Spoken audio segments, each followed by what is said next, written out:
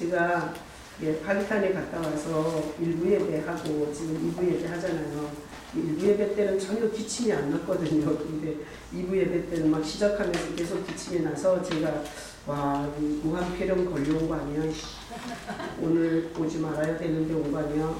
뒷자리에 앉을 걸 괜히 앞자리에 앉았네. 막 이런 성도들의 막 이런 생각이 막 오고 가는 게 아닌가. 근데 이제 저는 절대 무한폐렴 아니고 신종 코로나 아니니까 혹시 중간에 기침하더라도 겁먹지 마시고, 자, 그리고 여러분은 또 이런 상황 속에서 우리가 실버처치 하면서 보니까 이 노인정을 다 폐쇄했더라고요. 모이지 말라 그런 거예요. 그리고 졸업식도 안 하죠. 자, 결혼식도 지금 하는 건 굉장히 진짜 도움이 안 돼요. 자, 이런 상황 속에서 참 유일하게 모이는 모임은 교회 모임밖에 없어요. 자, 그래서 여러분이 이렇게 오신 것에 대해서 참 믿음이 좋으시다, 이렇게 참 칭찬해 드리고 싶고요. 우리 구본목 아버지도 믿음 칭찬해요.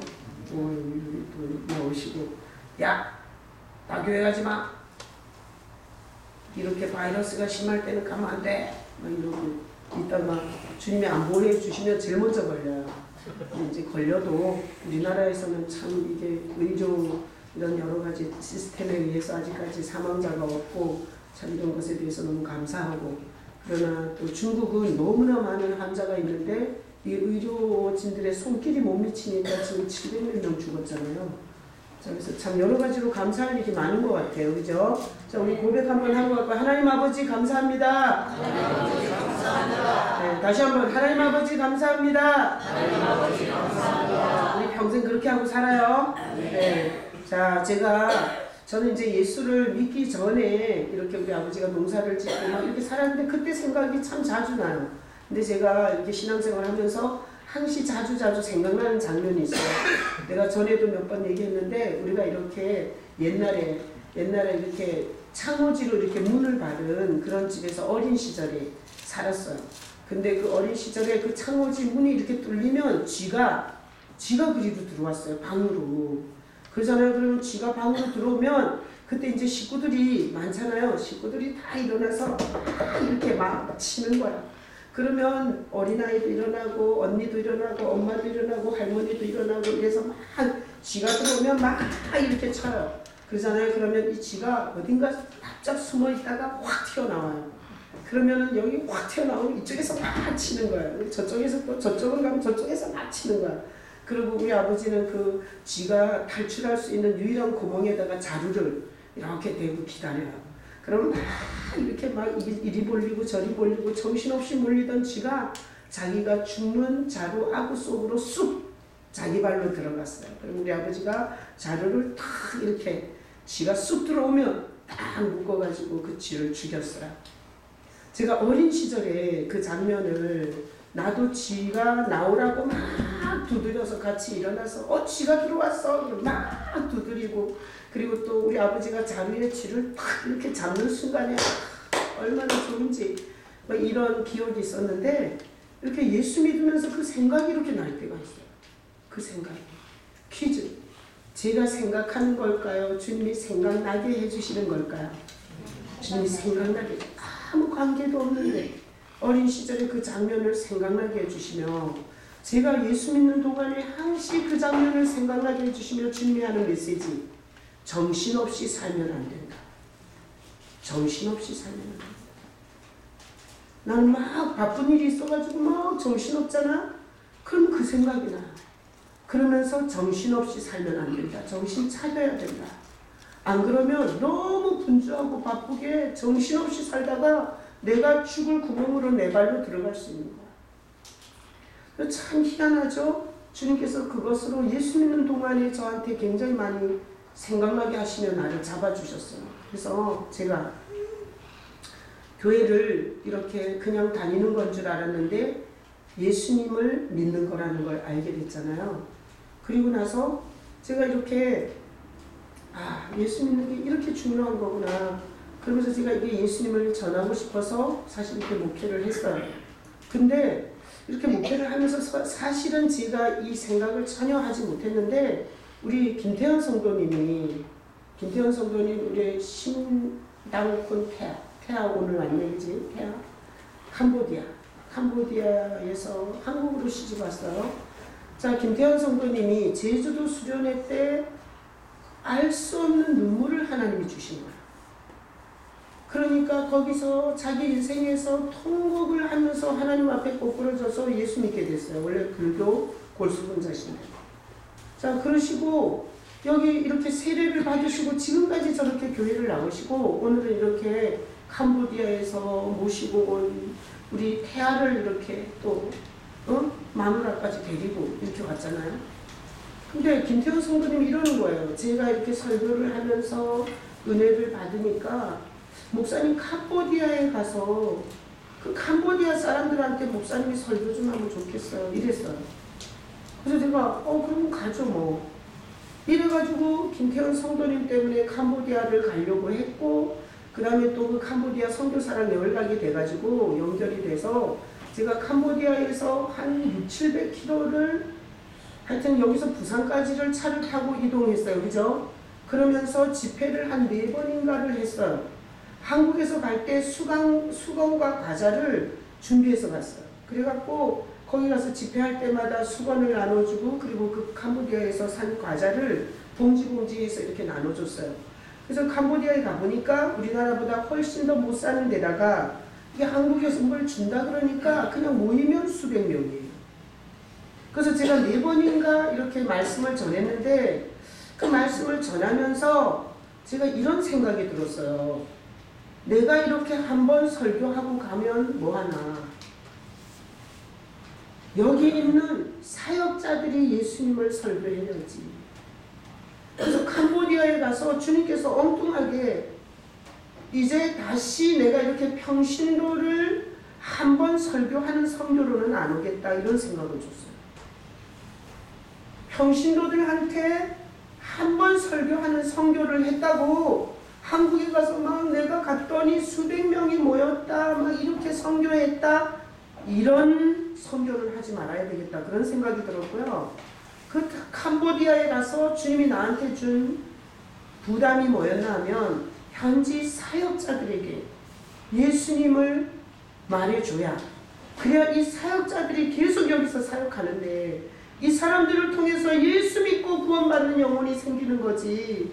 사역자들이 뭘 하는지를 모르고 왜 해야 되는지 모르고 어떻게 해야 되는지를 모를 때 그 밑에 있는 영혼은 다 죽는 거 아니냐. 교회라는 건물을 지어놓고 와서 연락 빈다고 그게 구원이냐고. 예수님을 만나지 못하고 예수를 믿는 믿음이 아니면 지옥 가는데. 그래서 기독교인 숫자를 센 것과 하나님 나라에 입성하는 숫자와는 너무나 다를 수 있는 이런 모습을 보면서 사역자들에 대한 부담을 너무너무 많이 줬어요. 그래서 현지 사역자들을 예수님으로 목회할 수 있도록 했으면 좋겠다 이런 마음을 캄보디아에 가갖고 주님이 부어주신 거예요. 그래서 돌아와서 그래서 제가 이 얘기를 태국 선교사님한테 카톡을 보냈더니 이 태국 선교사님은 태국에 가서 선교사로 헌신해서 그렇게 불철주야 가난한 사람을 먹여주고 입혀주고 그리고 무슨 행사를 하고 프로그램을 하고 성탄절에 사람을 초대하고 그렇게 사역을 하는데 되는 일은 없고 그리고 자기 마누라하고 자식이 누워서 자는데 그것들 밥도 몇 명 못 먹이는 이런 비참한 사역자의 모습이 너무너무 자기가 뭐 하고 있나 도대체 여기 남의 나라에까지 와서 그러면서 그날에 얼마나 자기 자신을 회의하면서 통곡하면서 그날 밤에 우는데 주님께서 복음을 전하라 이래가지고 그래서 그 이후로는 하던 집 다 멈추고 그리고 나서 예수님을 한 사람에게라도 예수님을 전하기 시작했고 그리고 제가 카톡을 예수로 하는 목회 현지 사역자들한테 세미나를 하고 싶습니다. 이렇게 카톡을 보냈더니 이분은 하늘에서부터 오는 하나님의 음성으로 들린 거예요. 그래서 해달라고 해서 그래서 태국에 가서 현지 사역자들 현지 그 완전히 현지인들을 그 밑바닥에서 사역하고 있는 현지 사역자들을 호텔로 초청해서 호텔에서 먹이고 재우고 그러면서 2박 3일을 예수로 목회해야 되는 이유를 세미나를 했어요. 제가 이렇게 교회에서 이렇게 설교를 해보면 예수 설교한다고 막 시험 들고 싫어하는 사람이 있어요. 그래서 제가 갈 때 이렇게 다는 아닐 거야. 온 사람이 다 좋아하진 않을 거야. 반드시 거기에는 싫어하는 사람이 있을 거야. 이러고 만반의 준비를 하고 갔어요. 근데 제가 태국에 가서 그 세미나를 하면서 현지 사역자들이 호텔이라고는 처음 와봤고 호텔의 음식을 처음 먹어보는 그 현지 사역자들이 제가 볼 때는 그 세미나를 통해서 다 자기가 예수로 목회해야 된다는 것에 다 동의하는 모습을 보고 왔습니다. 그들이 기도 조직을 만들어서 이번에 제가 파키스탄 갈 때 목사님이 거기서 강의하는 동안에 우리가 계속해서 중보기도 하고 모이고 있다고. 그렇게 됐어요. 그리고 나서 이 파키스탄에는 이게 CCC 그 파키스탄 전체 리더 그 선교사님의 초청을 받고 이번에 간 거예요.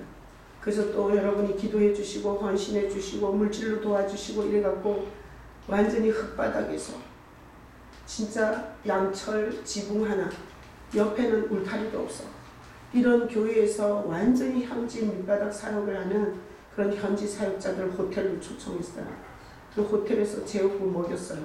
그러면서 3박 4일을 예수로 목회하는 것을 주제로 했어요.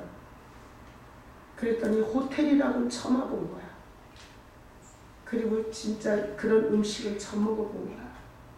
그래서 얼마나 감동하면서 그러면서 그 세미나를 듣고 제가 그 현지 사역자들의 그런 모습을 또 이렇게 보고 왔어요. 자, 여러분, 제가 하는 게 아니고요. 제가 예수를 만나 이게 목회라는 건 예수님을 소개해서 예수님을 만나서 그분하고 살다가 그분이 데려가는 목적지로 가는 게 우리가 이게 신앙생활이에요. 자, 지금 비극은 뭔가 하면 교회 목회자들도 자기가 왜 목회를 하는지를 모르고 뭘로 해야 되는지를 모르고 그리고 성도들을 뭘 줘야 되는지를 모르는 거예요. 자, 그러다 보니 이 세미나의 내용은 이런 거예요. 첫 번째 시간, 종교인과 그리스도인의 차이를 제가 강의를 해요. 종교인은 기도도 하고 주일도 지키고 11조도 하고 경건하게 살고 바람도 안 피우고 노름도 안 하고 주먹질도 안 하고 술도 끊고 담배도 끊고 다 그러는데 예수만 없는 게 종교인이에요. 예수만 없는 게. 그리스도인은 허물이 있어, 부족이 있어, 넘어지기도 해. 그런데 하나님이 보내신 메시아 그리스도 그분을 붙잡고 살면 그리스도인이에요. 첫 시간이에요. 그렇게 하고 두 번째 시간, 하나님은 유일한 구원의 방법은 하나밖에 없다고 성경 전체에서 창세기부터 계시록까지 계속 말해요. 그 구절을 쫙 뽑아서 절대 하나밖에 없는 거예요. 하나님은 창세기부터 계시록까지 절대 구원의 방법은 하나밖에 없다. 하나밖에 없다. 하나밖에 없다. 그래서 구원은 누구로만 돼요? 예수로만 돼요. 그게 두 번째 시간이에요. 예수로만 되는데 그러면 성도들한테 설교 뭘로 해야 돼요? 예수로 해야 돼요. 왜? 사자는 고기를 먹어요. 육식동물이에요. 코끼리는 초식동물이에요. 하나님께서 동물이 육식을 하는 동물과 초식을 하는 동물과 먹을 것을 구별한 것처럼 우리 인생은 뭘 먹어야 돼요? 예수의 생명의 떡을 먹어야 돼요. 교회를 수천 년 수백 년 다녀도 예수님의 생명의 떡을 먹지 않는 자는 생명이 살아나지도 못하고 저도 성장하지도 않아요. 그래서 목사가 3년을 목회했는데 계속해서 아브라함이 훌륭합니다. 다윗이 골리앗을 이겼습니다. 그리고 다니엘은 마음을 정해서 우상의 제물을 먹지 않았습니다. 여러분 구약에 보면 이렇게 훌륭한 믿음의 사람들이 있었습니다. 이렇게 설교하면 그 성도들은 3년을 굶은 거예요. 3년을 굶은 거예요. 목사도 굶어 죽고 성도들도 굶어 죽은 거예요. 단지 영적으로 굶어 죽는 걸 모를 뿐이지. 이런 걸 유일한 우리 죄에 빠진 인간이 먹어야 할 유일한 양식은 예수라고 세 번째 강론이에요. 그리고 나서 구약을 보면 예수 하나도 안 나와요. 근데 구약을 설교하면서 예수님으로 설교해 주지 않으면 다 죽이는 거야. 예수님이 부활하시고 말씀하셨어요. 모세의 율법과 그리고 선지자의 모든 글과 그리고 시편이 나를 기록한 거다. 저기다 다 붙여놨잖아 우리는. 응? 종이가 저거 본 적 있어? 아니 우리는 여기다 붙여놨잖아. 근데 거기서는 그 얘기를 처음 듣는 거야. 거기서 목회자들이 그 얘기가 있는지 처음 알았다. 누가복음 24장에 그런 구절이 있는지 몰라. 그러면서 구약에서 아브라함 얘기하고 다윗 얘기하고 야곱 얘기하고 끝나면 성도들 다 죽인 거라.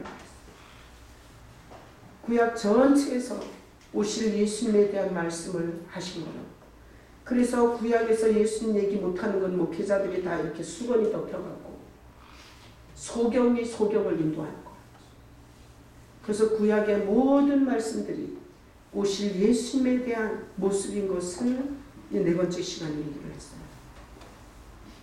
그러고 나서 교회가 뭐냐? 교회는 예수께 붙어있는 지체들이 교회예요. 난 우리 가족 중에 뇌성마비가 있어요. 우리 가족 중에 뇌성마비. 왜 하나님이 뇌성마비를 보게 했을까? 뇌성마비는 그야말로 뇌가 마비가 돼갖고요. 이렇게 눈이 물컵을 보고 물을 마셔야 돼 지금. 근데 손이 안 가. 뒤틀려. 다리가 안 가. 뒤틀려. 이게 뇌성마비예요. 뇌성마비는 뇌의 지시와 통제를 안 받는 지체들이 물 한 잔도 지 입으로 갖다가 못 먹는 게 뇌성마비예요. 그래서 교회는 두 종류의 교회가 있어요. 다 성도들이 뇌에 붙어 있는 거야. 예수께 붙어 있는 거야. 그래서 성도들이 어떤 성도는 눈 역할을 하고 어떤 성도는 손 역할을 하고 어떤 성도는 혓바닥과 입술 역할을 하면서 이렇게 눈이 보면 손이 가서 물컵을 집어서 이렇게 입술에 갖다 대면 입이 지가 벌려. 그래서 물을 집어넣으면 혓바닥이 감싸서 목구멍으로 넘겨. 그러면 목구멍이 그것을 안으로 집어넣는 거야. 물 한 잔 먹는 것도 모든 이 지체가 다 뇌에 붙어 있어야 되는 거야. 교회는 예수께 붙어 있는 숫자가 많을수록 뇌성마비 교회인 거야. 뭘 하나 제대로 할 수 있는 게 없는 거야. 다 지 맘대로 지 멋대로 뒤트니까. 건강한 교회는 숫자가 없더라도 숫자가 몇 명 안 되더라도 다 예수께 붙어 있어. 그래서 제가 예수를 전하다가 현지 사역자들이 불쌍하고 거기 가난하고 헐벗은 영혼들이 불쌍해서 주님께서 나에게 네가 예수 만났잖냐. 그러니까 가서 예수로 목회하는 거 네가 큰 목회를 해서가 아니라 네가 무슨 신학을 엄청나게 해서가 아니라 네가 지금까지 그 만난 예수로 목회하는 것을 가서 전할 마음을 주셔서 제가 여러분에게 얘기했어요. 그때 여러분이 헌금도 해주고 기도도 해주고 그리고 제가 교회에서 나가서 일부 사역을 하는 걸 넓은 마음으로 이해해 주셔서 하고 왔어요. 뇌성마비 교회는 절대 이렇게 할 수 없어요. 목사가 왜 나가냐 이거야. 그리고 네가 그런 일을 하고 싶으면 네 돈으로 하든지 나는 절대 헌금 안 할 거야. 이런 식으로 뇌성마비, 뇌에 붙어있지 않은 지체들이 뒤틀면 교회가 아무 일도 못하는 교회가 돼요. 내가 교도소를 이렇게 선교하다 보면 10만원 영치금을 주면 좋을 사람이 있어요. 10만원. 그래서 그 영치금을 큰 교회에서는 저 장로회에서부터 재직해서부터 무슨 공동회의를 거쳐 담임 목사의 결재를 받아 10만원 그거 주는데 1년 걸려. 1년. 그 10만원 회의 안 하고 줬다고 교회가 쌩 난리를 치고 싸움질하고 나는 그냥 그 다음 날로 줘요.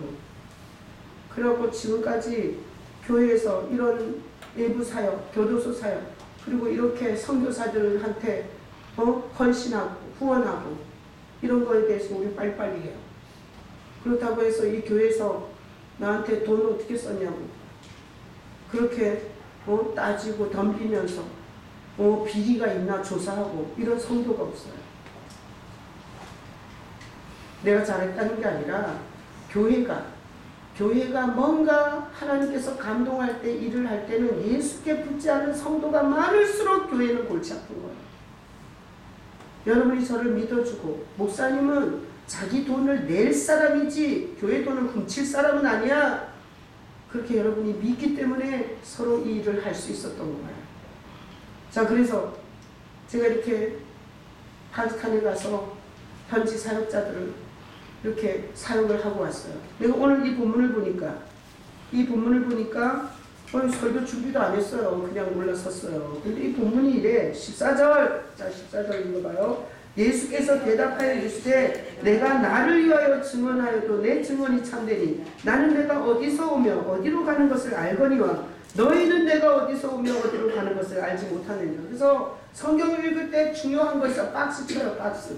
자, 형광펜 있으면 박스 쳐요. 나는 알거니와 예수님은 우리가 어디서 와서 어디로 가는지 예수님은 알아요.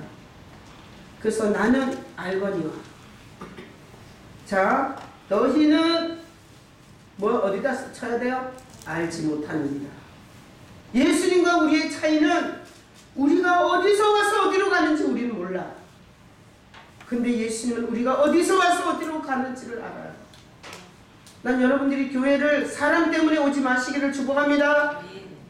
여러분이 뭔가 돈 넣고 돈 먹는 노름판인 줄 알고 오지 마시기를 축복합니다. 교회는 예수님을 만나러 오는 곳이에요. 난 여러분이 예수님을 만나기 위해서 교회를 올 수 있기를 축복합니다. 그래서 새벽에도 오고 주일날도 오고 오후에도 오고 중고등부도 오고 뭐 하러 와요? 예수를 만나러 오는 거야. 왜? 인생이 어디서 와서 어디로 가는지를 유일하게 말해줄 수 있는 분은 예수님밖에 없어요. 자, 우리가 몇 살이든지 우리는 어딘가에서 출발했어요. 그리고 그동안 돈을 벌었는지도 몰라. 그동안에 수많은 남자들을 인기를 끌고 살았는지도 몰라. 그동안에 아파트 평수를 엄청 많이 늘렸는지도 몰라. 그동안에 그렇게 타고 싶던 차를 타고 사는지도 몰라.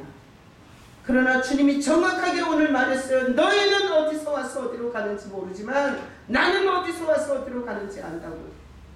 그래서 인생은 어디서 와서 어디로 가는지 모르는 것처럼 불쌍한 인생이 없어요. 어디서 와서 어디로 가는지 모르면 거의 이렇게 해서 32평 아파트를 살기 위해서 가는 거야. 목적이 32평 아파트 사는 거야. 그게 목적이야. 어디서 와서 어디로 가는지 모르는 인간은 벤츠나 BMW 타는 게 인생의 목적이 되는 거예요. 종이가 너는 혹시 결혼하는 게 목적이지 않았어? 아니었어. 아니, 훌륭하여라. 아니, 어떤 인간은 사람이 한번 태어나서 결혼은 한번 해봐야 되는 거 아니야? 근데 결혼이 목적인 빙신 같은 인간도 없겠어요. 어떤 인간은 사장은 한번 해봐야지. 내가 직원으로 살다 죽으면 되겠어? 내가 그래도 사장은 한번 해봐야지. 이런 미친 인간도 없겠어요. 그러니까 우리 인간은 인생의 목적이라는 게 성공이고 돈이고 소유고 사람이고. 그래서 예수님이 이렇게 말한 거예요. 너네는 어디서 와서 어디로 가는지 모른다는 거야. 자, 그래서 안다고 하는 게 좋겠어요? 모른다고 하는 게 좋겠어요? 모른다고 해야 돼. 그래야 성경이 말하는 대로 순종하는 거예요. 성경이 너네는 모른다 그랬는데 아닌데요, 나는 아는데요 이러고 눈 이렇게 막 뒤집고 덤비면 주님께서 나중에 싹 가려갖고 어디로 인도를 안 해줄지도 몰라요. 자, 그래서 우리는 참 예수 믿으면 너무 편해. 모른다고 하면 돼. 아멘. 여기 말씀대로 너희는 알지 못하느니라. 아멘. 주님 나 몰라요. 모르고 지금까지 살았어요. 그래서 정신이 미쳤어요. 배신감에 잠이 안 와요. 사람들의 실망 때문에 불면증과 우울증이 걸렸어요. 주님 나는 몰라요. 아, 이러면 좋다고. 성경 읽다가 우리 실체를 말하면 그대로 그렇다 그래. 나는 그래서 주님 앞에서 제일 즐겨하는 말이 주님 나는 죄인입니다. 내 속에 욕심이 있습니다. 지금도 보이는 것밖에 못 봅니다. 그리고 어디서 와서 어디로 가는지 모릅니다. 이런 고백할 때 얼마나 평안하고 좋은지 몰라요. 그래서 우리는 교회에 와서 예수님을 만나야 돼요. 예수님을 만나면 그분이 우리가 어디서 와서 어디로 가는지 모르는데 안내를 해줘요. 안내. 내가 우리 성도들 집에 갈 때 난 그 집을 가본 적이 없어. 어떻게 가는지 몰라. 근데 앞에서 차 타고 나 따라오라 그러잖아요. 얼마나 쉬운지 몰라. 아니 그 사람이 가는 대로 따라가면 돼. 내가 그런 일을 겪을 때마다 참 예수 믿는 거는 너무 쉽다는 생각이 들어. 왜? 예수님 따라가면 돼. 예수님 따라가면 돼. 이게 뭐가 어렵냐고.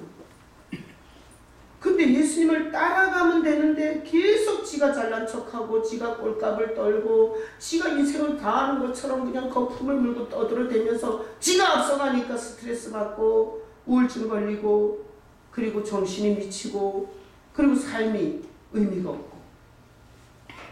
그래서 오늘 본문에 보니 우리는 어딘가에서 와서 어딘가로 가고 있어요. 나는 우리 이렇게 나이 어르신 많은 어르신들 우리 실버 처치 하다 보면 이렇게 막 떨면서 걸어오시는 분이 있어요. 이렇게 떨면서. 그리고 이렇게 다리를 턱턱 못 내딛어.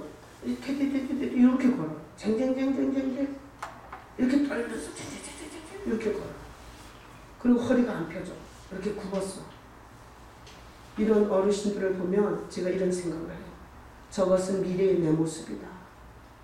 여기서 젊다고 그런 어르신들 무시하고 지는 영원히 안 늙을 것처럼 생각하면 그게 미친 거 아니에요? 우리 어르신들을 보면서 몇 년 후에 내 모습이 저렇구나 이렇게 봐야지. 자기는 영원히 안 늙을 것처럼. 그래가지고 그냥 땡기고 수술하고 까지짓고 난리를 쳤는데도 늙으니까 우울증 걸려갖고 자살 시도하고 그러는 거야. 그냥 받아들여. 우린 어린아이로 태어났어. 그리고 청소년을 거쳐서 이렇게 결혼도 하고 아이도 낳고 그리고 우리는 앞에 있는 어른들처럼 우린 늙을 거예요. 그리고 언젠가는 장례식장에서 본 것처럼 우리도 이 세상을 떠날 거예요. 근데 성경은 그렇게 겉으로 보는 어디서 와서 어디로 가는 그게 전부가 아니라는 거예요. 그거는 그냥 겉에 육신으로 본 인간이 어디서 와서 어디로 가는 거지 하나님은 어디서 와서 어디로 가는지를 알려주시려고 예수님을 보낸 거예요. 그래서 교회가 건물 지어놓고 극장식 의자 펼쳐놓고 온갖 영어 가르쳐주고 축구교실하고 골프교실 하면서 예수를 안 주는 거는 사기치는 거예요. 난 여러분이 교회 올 때마다 예수님에 관해서 내가 더 듣고 싶어서 올 수 있기를 축복합니다. 그런 마음이 없는 사람은 그냥 그런 얘기 해주는 교회로 가셔야 돼요. 나는 절대 다음 주도 그 다음 주도 계속 나 예수님 얘기만 할 거니까 열받아가지고 그냥 뛰쳐나가든지 아니면 예수님이 좋아서 올 때마다 그 얘기가 좋아서 여기 앉아있든지 둘 중에 하나예요. 그래서 예수님이 우리에게 어디서 와서 어디로 가는지 가르쳐 주세요. 근데 어떻게 가르쳐 주냐? 우리가 흙으로 만들어졌다는 거야. 그리고 하나님이 최고의 모습으로 우리를 창조했다는 거야. 근데 우리가 하나님을 버렸다는 거야. 먼저. 하나님을 우리가 먼저 등졌어요. 그리고 사탄을 따랐어요. 그러면서 하나님과 우리가 완전히 분리가 됐어요. 이것은 갓난아이가 엄마를 잃어버린 것 같은 거야. 그러니 정신이 미치고 육체가 미치고 환경이 미치고 소유를 해도 근본적으로 해결이 안 되는 거예요. 난 가끔씩 생각해봐요. 서울대공원에 엄마 아빠랑 놀러 갔는데 옆에는 자동차, 옆에는 아이스크림 그렇게 쥐었다고 애가 행복하겠냐고. 엄마 아빠를 잊어버렸으면 그 애는 계속 우는 거예요. 우리가 그렇게 원하는 소유라는 것이 우리의 영혼에 평안을 주고 안심을 주고 행복을 주지 못해요. 확인해보고 싶거든. 그렇게 살아보든지. 그래서 나는 그런 그림을 잘 그려요. 내가 놀이공원에 있어. 지금 놀이공원에 나왔어. 근데 난 아이스크림 없어도 돼. 장난감 없어도 돼. 엄마는 있어야 돼. 안 그래요? 그러니까 하나님이 교회를 세우시고 손에 장난감은 들었는데 아이스크림은 녹을 만큼 잔뜩 들었는데 엄마를 잊어버린 그런 불쌍한 우리 인간의 모습을 정확하게 아시고 하나님께서 우리가 함께 이 나그네 여정, 어디서 와서 어디로 가는지 이 여정을 안내해 줄 수 있는 하나님이 오셨어요. 그분의 이름이 뭐예요? 예수님이세요. 그러니까 교회를 열라다니면서 예수님에 대해서 관심도 없고 교회 와서 무슨 돈 놓고 돈 먹는 노름판인 줄 알고 다니는 사람은 예수님에 관심이 없으니까 수십 년을 신앙생활해도 그 예수님을 사랑하지 않아. 찬양할 때 생각이 안 나. 이렇게 성찬을 입에 씹으면서도 예수님이 누군지 몰라. 얼마나 불쌍하냐고. 얼마나. 그거는 이렇게 사는 거예요. 장난감 하나 들어서 그런 줄 알고 2개 들으려고 하는 거야. 아이스크림 한 개여서 자기가 그런 줄 알고 3개, 4개 들으려고 하는 거야. 하나님이 가르쳐주지 않으면 여기가 어딘지 절대 모르다가 지옥 가는 거예요.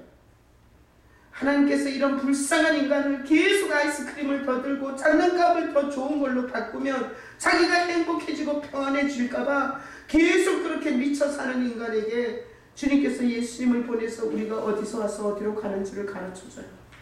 그러면서 너가 하나님의 최고의 영광이었는데 네가 하나님을 등지고 하나님을 먼저 버린 존재다.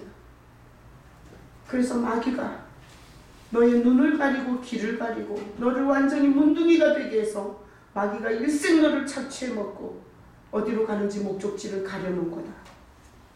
너를 불쌍히 여겨서 너를 그 죄에서 건져 하나님과 다시 만날 수 있도록 길로 진리로 오신 분이 예수님이다.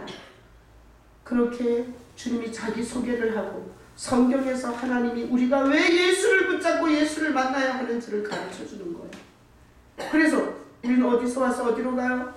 흙으로 빚어져서 흙에서 살아야 할 인간이 예수님을 통해서 천국에 입성하는 거예요. 천국. 교회를 다니면서 자기 인생에 어디서 와서 어디로 가는지 그림이 없으면 막 돈 안 줬다고 삐지고 어찌 새끼 안 고쳐줬다고 삐져서 교회가 아니고 이렇게 무한폐렴이 생기면 하나님이 계시면 왜 무한폐렴을 줬냐 이렇게 썰을 풀면서 그냥 집에 앉아갖고 아이스크림만 까먹고 네? 그래서 예수님은 여기 말씀대로 정리하면 우리가 어디서 와서 어디로 가는지를 가르쳐 주시는 하나님이세요. 나는 목회하다 이런 사람, 이런 미친 삶을 사는 사람 너무 많이 봤어요. 아이스크림 들고 장난감 들고 더 많은 걸 가지면 뭐가 되는 줄 알고 끊임없이 미친 듯이 자기가 손에 뭘 더 들려고 그렇게 미쳐서 사는 사람 진짜 많이 봤어요. 근데 그것처럼 불쌍한 일이 없어요. 어린아이에게는 부모보다 더 중요한 건 없어요. 우리 이 공허한 마음에 아무리 가져도 만족이 없는 이 죄성을 가진 인간에게 가장 중요한 분은 하나님과의 만남이 있어요. 거기서는 지하 월세방에 살든 뭐 그까짓 그 회사에서 잘리든 하나님 품 안에서는 영원히 평안해. 그리고 차라리 아이스크림과 장난감을 버리지 하나님을 버리진 않아. 응. 그래서 예수님이 이 길을 안내해 주시는데 교회가 오늘날 교회가 이 예수님 소개를 잘 안 해요. 그리고 뭔 성경 공부랑 뭔 프로그램은 잔뜩 하는데 예수를 잃어버린 거예요. 그러니까 주님한테 제가 사명을 받았어요. 나는 뭔 프로그램을 한 게 아니에요. 나는 뭔 공부를 한 게 아니에요. 갈 길을 잃고 정말 다 죽어가는 저에게 예수님이 찾아와서 만나주신 거예요. 그러니까 내가 이렇게 예수님을 만나 너무 좋아서 평신도 때 교회에 얼마나 굳은 일이든 뭐 험한 일이든 교회의 일은 너무 소중했어요. 왜? 그 주님의 일이니까. 그래서 제가 평신도 때 아주 열심히 헌신했어요. 그 교회에서 나를 엄청 시기 질투하고 원래 기존 기득 세력들이 아주 저를 힘들게 했어요. 그러나 나는 항상 그 쥐잡기를 생각했어요. 제가 설교 시작할 때 얘기했죠. 막 어떤 현상이 생기면 내가 그 쥐잡기를 성령께서 생각나. 막 분주하고 정신없게 해갖고 자루 속으로 꽉 쳐는 거. 그래서 내가 막 기존 기득권을 가진 성도들이 나를 막 왕따시키고 그리고 막 이렇게 험담하고 그럴 때 내가 생각해 봤어요. 왜 그럴까? 그러잖아요. 그러면 답은 딱 나와. 개야 짖어라 기차는 달린다. 이씨 기차가 가다가 개가 짖는다고 다 서냐? 기차는 그냥 가는 거지. 그래서 성경에는 없지만 내가 예수님을 사랑하고 그리고 내가 주님을 사랑해서 이렇게 하는 것에 대해서 짖는 개소리는 무시하기로 했어요. 그래서 내가 평신도 때 그러거나 말거나 주님이 기뻐하는 자리에 들어가서 봉사했고 그리고 주님을 예배 때마다 생각하면서 그 주님을 눈물로 찬양했고 그리고 그 주님이 그 교회에서 거니시면서 일하시는 부분들을 보려고 했어요. 그렇게 평신도 시절을 지나 신학을 하고 전도사가 됐을 때 아이씨 먼저 또 전도사 된 것들이 날 또 왕따시키는 거야. 그리고 제가 목사 안수 받을 때 그 목사 수석 목사가 나 안수 받을 때 다 가지 말라 그래갖고 나 안수 받을 때 못 왔어요. 사역자들이 다. 내가 이런 서름과 이런 내가 취급을 받을 때 내가 또 뭔 생각한 줄 알아? 쥐잡기. 그런 걸로 해서 나를 쓰러뜨리려고 하는, 그래서 정신 차리자. 이런 현상에 대해서 내가 어떻게 해석할 거냐. 그래서 내가 그거를 그냥 그래 개들아 짖어라. 나는 기차처럼 내 갈 길 간다. 그래서 목사 안수 받을 때 축복하러 오거나 말거나 그냥 안수 받고 그리고 저는 목사 안수 받으면 바로 개척해야 되는 줄 알고 개척했어요. 개척해서 뭐 했냐? 나는 개척할 때 주님 앞에 이런 고백을 했어요. 예수님을 알고 싶습니다.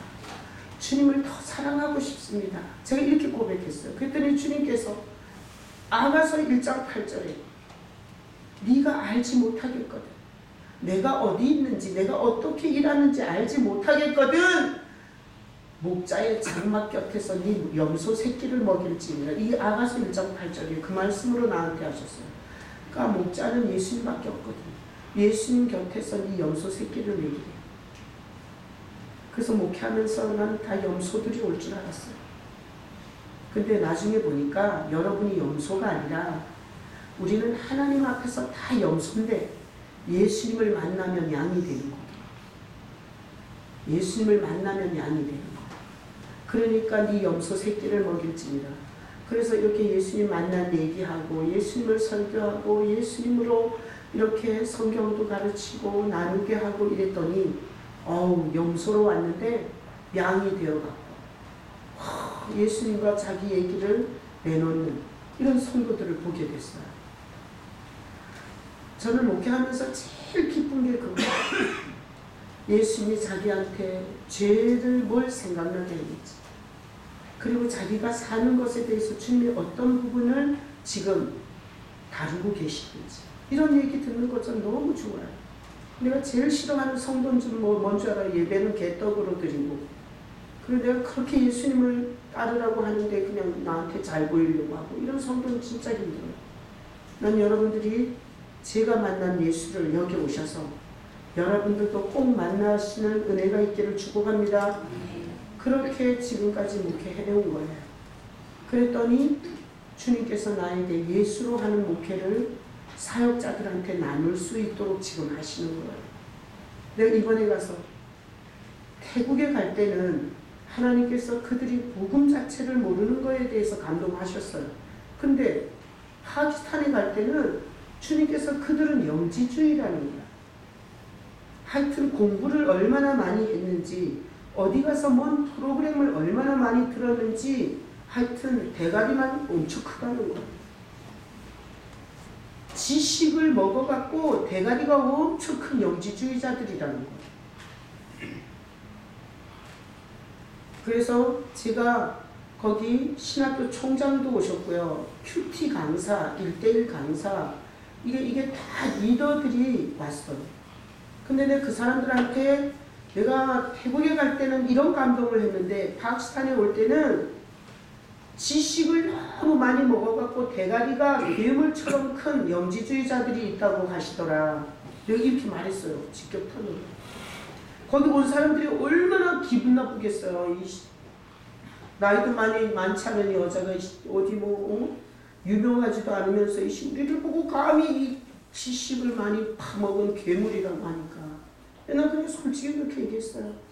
주님께서 팔레스타인에 보내기 전에 여러분에게 꼭 해주라는 말씀이 있었다. 그건 지식을 너무 많이 먹은 지식만 머리통만 엄청 큰 괴물이라고, 그 영지주의를 깨고 오라고 하셨다 이랬어요. 거기에서 1강, 2강, 3강, 4강 이걸 거의 마지막에 얘기했는데 그 말씀을 듣고 벌떡 일어나서 항의하는 사람 하나도 없었어요. 그 말에 다 아멘했어요. 정말 자기네는 지식밖에 없다. 실제적 예수를 자기네는 모른다. 그래서 제가 이렇게 설명했어요. 자, 물이 있다고.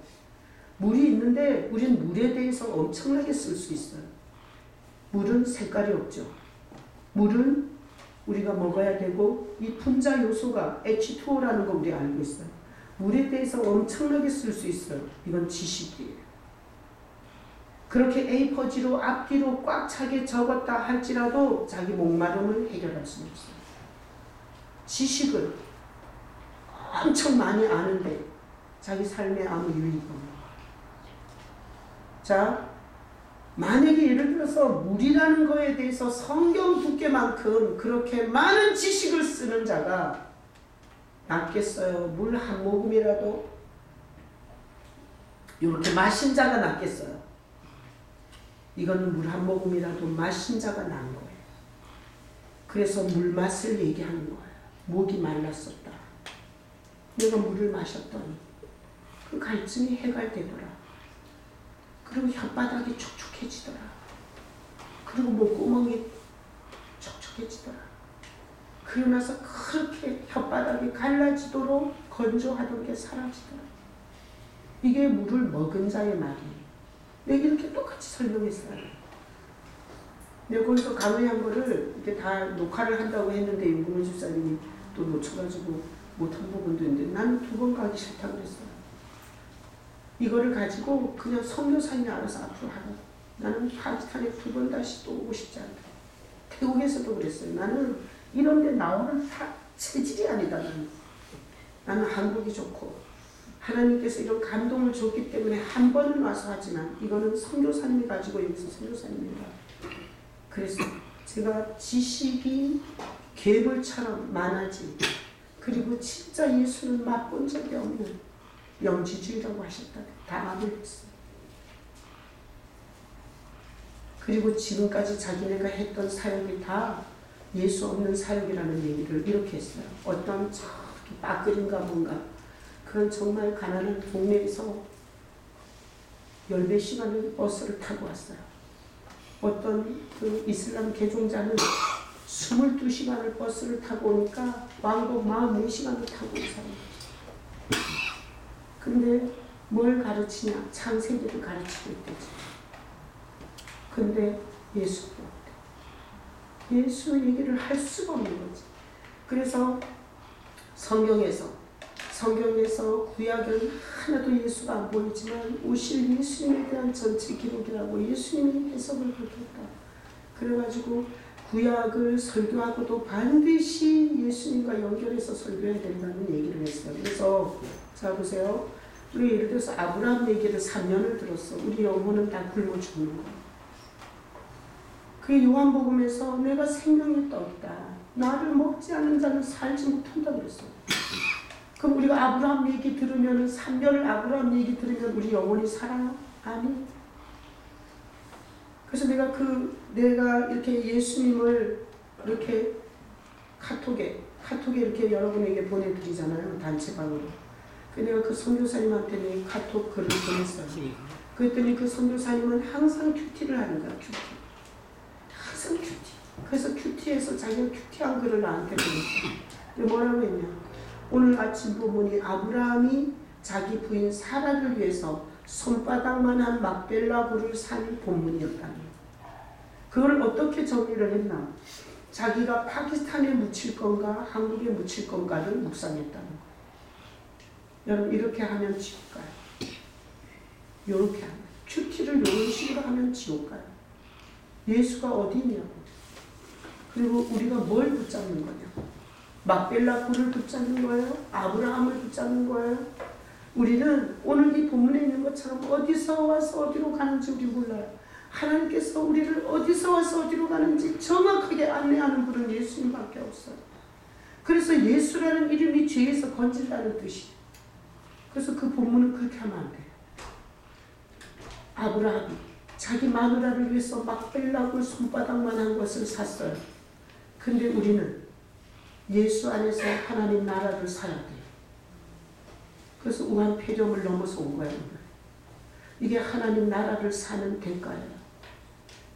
예배하고 말씀 듣고 헌신하고 헌금도 하고 그게 하나님 나라에 내 묻힐 묘지를 사는 행위가 이 믿음의 행위예요. 히브리서에 보면 하나님께 나아가는 자는 반드시 그가 계신 것과 그가 자기를 찾는 자들에게 상 주시는 이심을 믿어야 할지니라.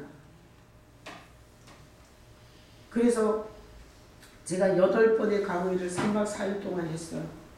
그랬더니 그 사역자들이 자기는 예수 없는 사역을 했다는 거예요. 그리고 이거는 목회가 아니라 살리는 목회가 아니라 이건 종교 지식이었다는 거예요.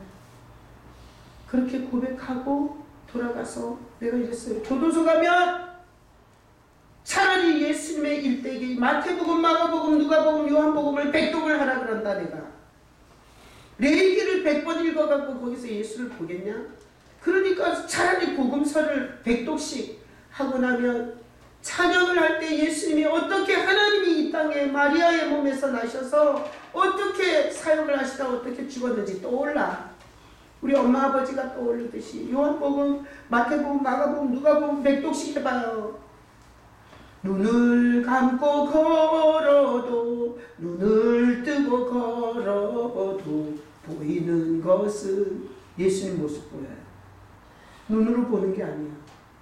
예배를 하면 주님이 여기 와 계시는 것 같아. 기도를 할 때 내 답답한 마음을 그분이 이미 알고 계시는 것 같아. 그러니까 문제는 지금 믿음의 대상을 싹 잃어버린 거야. 그리고 종교 짓을 배운 거야. 난 오늘 말씀 듣는 여러분 안에도 종교 짓은 배웠는데 예수님에 대해서 전혀 이미지도 생각도 떠오르지 않는 건 죽은 종교예요. 그랬더니 그분들이 이렇게 했어요. 자기가 창세기를 지금 설교하고 있고 가르치고 있는데 싹 다 때려치고 이번 주에 가자마자 자기는 복음서 100독씩 시키겠다. 그리고 제가 이제 핸드폰을 갖고 왔는데 왜 갖고 왔냐? 이거 거짓말을 한다고 할까봐 읽어주려고 갖고 왔어요. 자, 저를 초청한 이 선교사님은 이 파키스탄 전체 그 CCC를 책임지신 분이세요. 여러분 CCC가 얼마나 좋은 선교단체인지 아시죠? 사형리를 CCC가 만들었어요. 그리고 CCC 안에 1:1 양육과 큐티와 제자훈련 프로그램을 엄청나게 갖고 있어요. 근데 이분이 초청해서 내가 돌아오고 나서 이렇게 자기 밴드에다 쓴 거를 내가 봤어요. 이번 주 목회자 세미나를 마치고 나서 고민하며 기도하는 것이 있다. 통역하면서 하나님이 주신 마음이 있다. 예수소를 이 땅에서 외쳐야 하는데 그 부분에 대해 고민하고 기도하라고 하신다. 평생 예수님에 대해 알아가고 그분으로 인해 사는 것을 위해 고민하고 기도하라고 하시고 나도 함께하는 사람들과도 그 부분을 계속 나누고 격려하라고 하신다. 이제는 현지 사역자들과 겨울 수련회를 준비했는데 감사하게 나누면서 예수소를 나누는 수련회로 바꾸는 것을 모두가 기쁘게 동의했다. 사실 지난 12월에 새로운 교재 예배 사역에 관한 번역을 해둔 것이 있었는데 이번에 사용하고자 했다. 그것도 좋지만 하나님이 지금은 아니라고 하신다. 완전히 확 다 바꾼 거예요. 그리고 이번에 결정한 것은 예수의 유일성에 대한 공부와 예수님의 부르심인 펠로우십을 집중적으로 나누고 공부하는 시간을 하기로 했다. 결정을 하고 나니 마음이 설레고 기분이 좋다. 다른 어떤 것보다 이번에 오는 형제자매들이 예수님을 알아갈 수 있다는 것이 이렇게 감사하고 기쁜 일이었다. 이게 지금 CCC 겨울 수련회를 완전히 판을 바꿔놓고 온 거예요. 난 여러분이 기도해주고 헌금해주고 이 세상에 어떤 가치보다도 좋은 일을 하신 거예요. 그러니 평신도 한 명 바꾸는 거하고 이건 째리하는 거야. 그게 참 하나님이 이렇게 감동하신 게 정말. 그리고 거기 신학교에 가서 내가 강의를 한번 했어요. 한 타임을. 이 선교사님이 하는 타임을 저보고 하라 그래서 했어요. 근데 그 신학교 총장이 와서 들었어요. 그리고 나서 이게 선교사님 나한테 카톡. 방금 그곳에서 토요 성경학교의 목사님의 강의 교재를 과목으로 정해서 가르치기로 결정했대.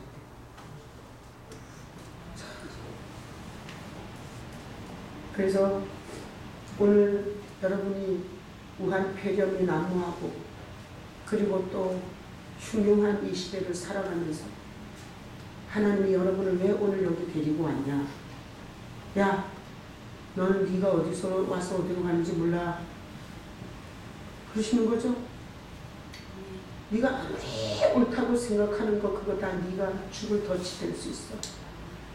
네가 어디서 와서 어디로 가는지 가장 정확하게 가르쳐 줄 수 있는 건 예수님입니다. 이렇게 오늘 말씀하시는 거예요. 그래서 우리는 정말 중국은 다 피해버렸어요. 교회에 모이면 안 돼요. 우리는 그런 상황이 오기 전까지 우리는 예수님을 예배하는 일에 겁먹으면 안 돼요. 제가 예배 시작할 때 막 기침이 한 번 나오고 멈추지를 않는 거예요. 근데 여러분 중에 믿음 약한 사람이 저거 무한피로 걸려온 거 아니에요?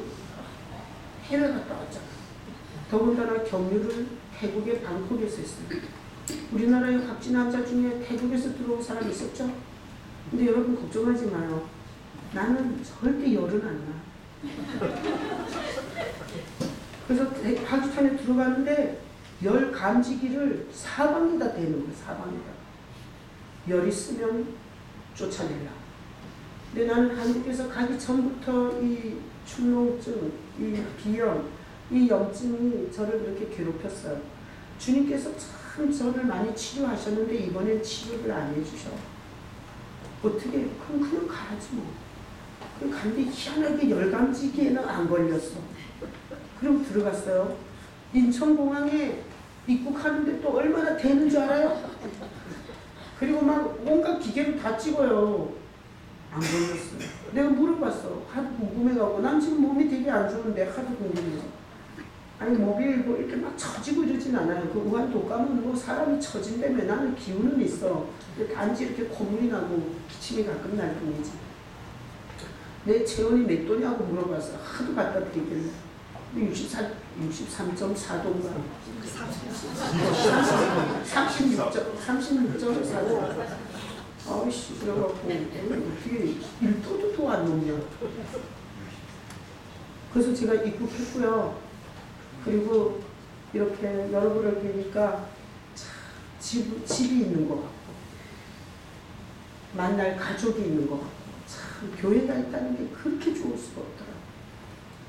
그거는 그냥 주님이 부르니까 간 거고 절대 나는 한국이 좋아.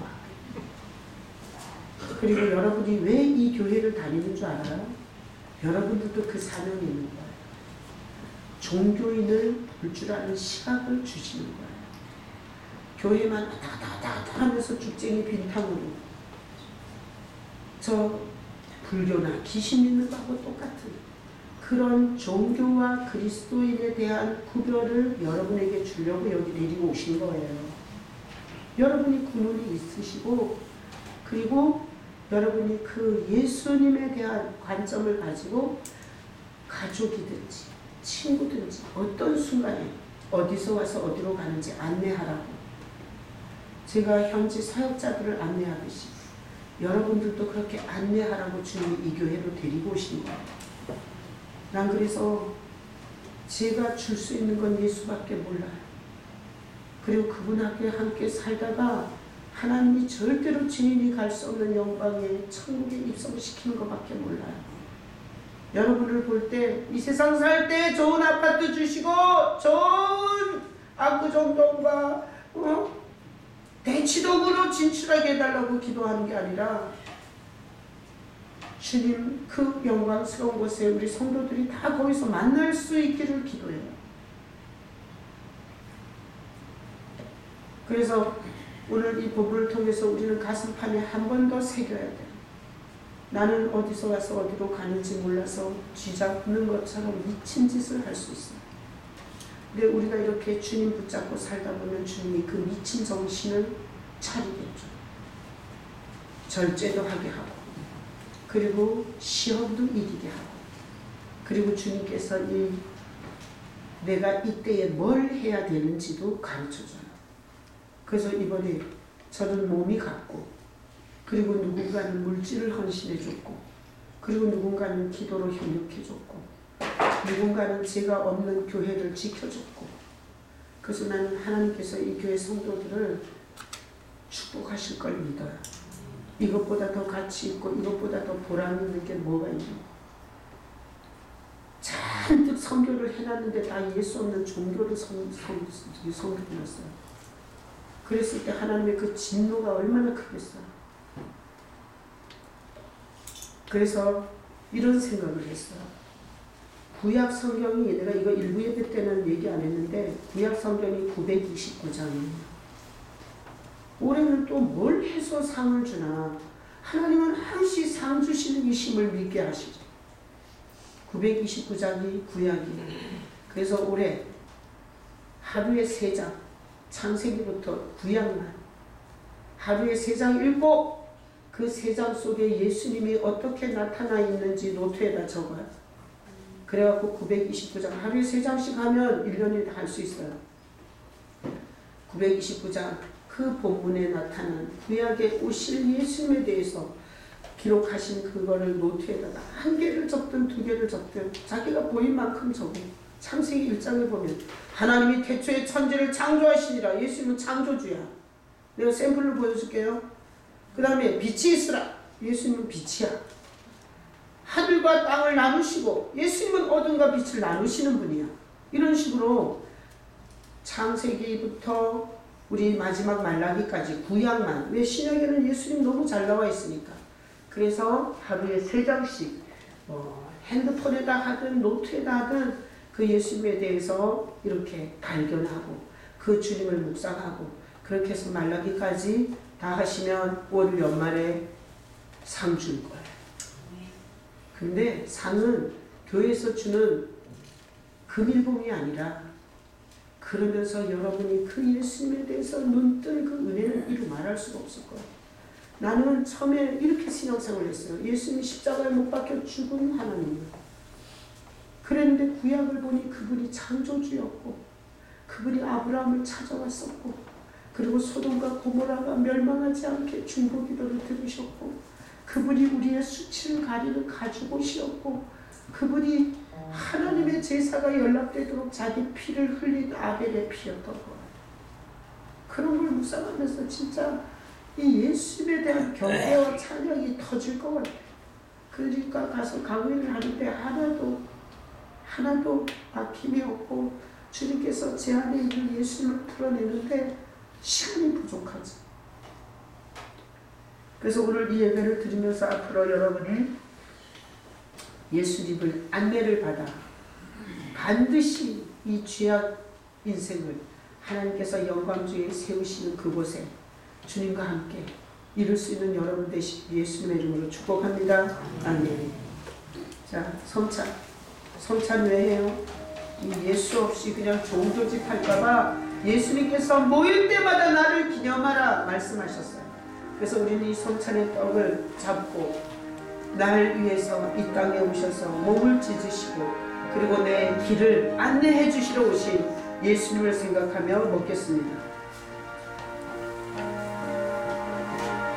자는 피는 생명에 있느니라. 예수님의 피는 우리에게 생명을 주십니다. 그래서 예수님의 그 보혈을 마지막까지 흘리시고 오늘날 그 생명을 우리에게 줘서 하나님이 친아버지가 되게 하고, 그리고 지옥을 피하고 하나님의 천국에 입성할 수 있게 해주신 그 잔을 마시겠습니다. 말씀을 생각하면서